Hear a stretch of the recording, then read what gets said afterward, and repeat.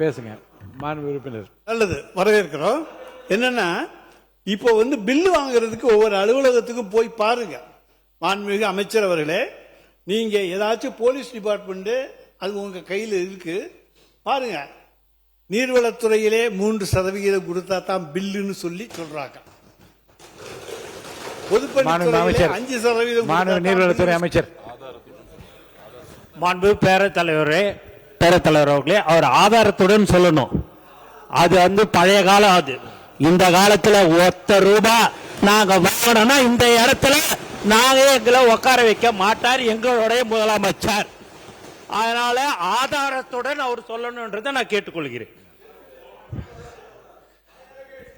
இல்ல மாண்பு உறுப்பினர் அவர்கள், நீங்க வாயால பேசுறதெல்லாம் கரெக்ட். அதெல்லாம் நீங்க உங்களுடைய காலத்துல நாங்க தான் சொல்றோம்ல, நீங்க நிரூபிங்கன்னு சொல்றோம். நீங்க நிரூபிக்க வேண்டியதானே. எதுவுமே இல்லாம நீங்க மட்டும் பேசணும்னா அது எப்படி?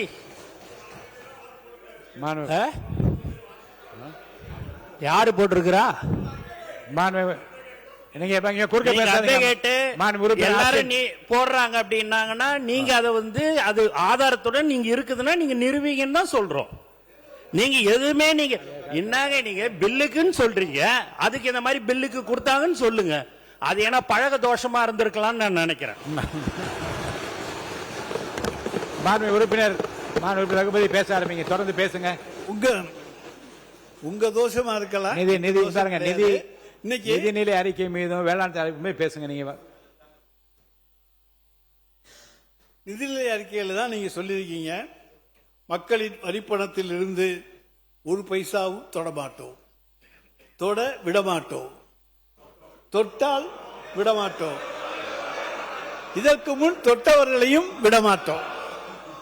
ஐயா, சனிக்கிழமை அன்னைக்கு பனையூர்ல நடக்கிற அந்த வாரச்சந்தையில போய் பாத்தீங்கன்னா இதுக்கு என்னென்னாலும் தொட்டவங்களோ அவங்க தாங்க வந்துகிட்டு இருக்காங்க.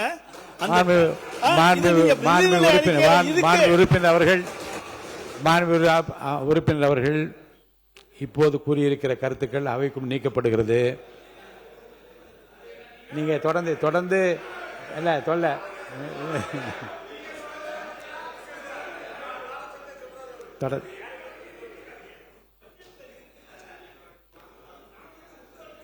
எவ்வளவு நேரம் பேசு.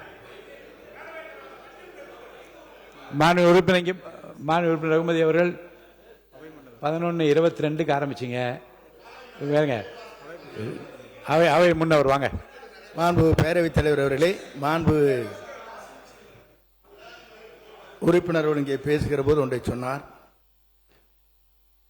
அவர் சொல்லுகிற போது பனையூரை பற்றி சொன்னார். நீங்களும் அங்கே இருந்து தான் இங்கே மாறி இருக்கிறீர்கள் என்பது நாடறியும்.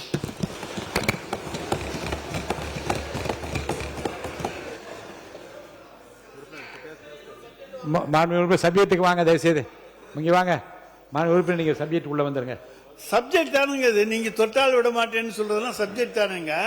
அந்த சப்ஜெக்ட் நீங்க கொடுத்திருக்க நிதிநிலை அறிக்கையிலேருந்து பேசுறேன், அதுல இருந்து பேசக்கூடாதுன்னு சொன்னீங்கன்னா நான் என்ன பண்ண முடியும்? வேற ஒரு நிதிநிலை அறிக்கையாவது கொடுங்க, அதை வச்சு பேசுறேன். மாண்பு உறுப்பினர் சரி, இப்போது பேசியது அவை கொண்டு நீக்கப்படுகிறது.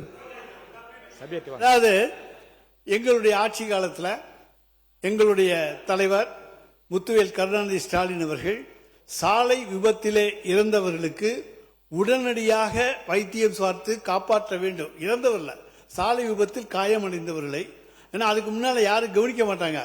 பார்த்தா போலீஸ்ல எஃப்ஐஆர் போட்டு நம்மளை சாட்சி கூப்பிட்டுருவான்ட்டு யாரும் பார்க்க மாட்டாங்க.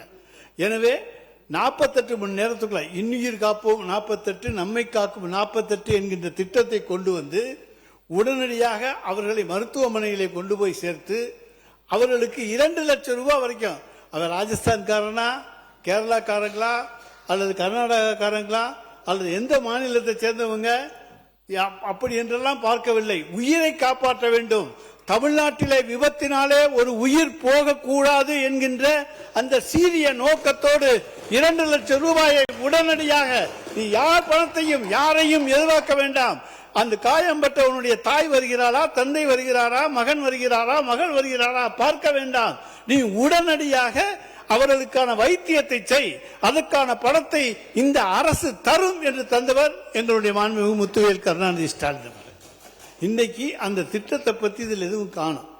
விபத்து காப்பீடு திட்டம் அப்படின்னு போட்டிருக்கீங்களே தவிர இந்த ரோடு ஆக்சிடென்ட்ல 2 லட்சம் ரூபாய் எந்த கேள்வி இல்லை. எஃப்ஐஆர் இருந்தா போதும், எந்த கார்டு எதுவுமே தேவையில்லை. அந்த திட்டம் இருக்கிறதா என்பதை நம்முடைய மக்கள் நல்வாழ்வுத்துறை அமைச்சர் அவர்கள் தன்னுடைய மானிய கோரிக்கையில கூட சொல்லலாம். மக்கள் நல்வாழ்வுத்துறை அமைச்சர் அவர்கள்.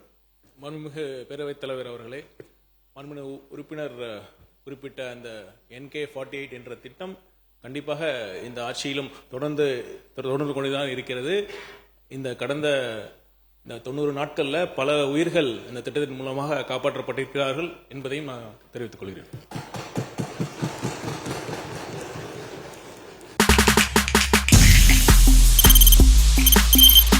தவிர்க்க முடியாத தம்ப்நெயில்ஸ், கலக்கலான கண்டென்ட்ஸ், சினிமாவும் சீரியஸ் பிரச்சனைகளும், பல வருடங்கள் இடைவெளிக்கு பிறகு இந்த படத்துல ஒரு கலகலப்பும் கைகலப்பும், போயிட்டே தான் இருக்காரே தவிர பிரேக்கே இல்லாமல் பிரேக்கிங் நியூஸ் சொல்லும் தந்தி டிவி ஆப். இன்ஸ்டா தலைமுறை வரை இறங்கி அடிக்கும் தந்தி டிவியின் டிஜிட்டல் எக்ஸ்க்ளூசிவ். அது தண்ணிக்குள்ள போகும்போது ஹேங் ஆயிடுச்சு. உங்களுக்கு விஜய் சார் எந்த அளவுக்கு ரொம்ப பிடிக்கும்? Of course, Malayalis are huge Vijay sir fans. 2 பேருமே ரொம்ப பிடிக்கும் எனக்கு. தந்தி டிவி ஆப்பை இலவசமா டவுன்லோட் செய்யுங்க. ஃபாலோ பண்ணுங்க, சப்ஸ்கிரைப் பண்ணுங்க, என்ஜாய் பண்ணுங்க.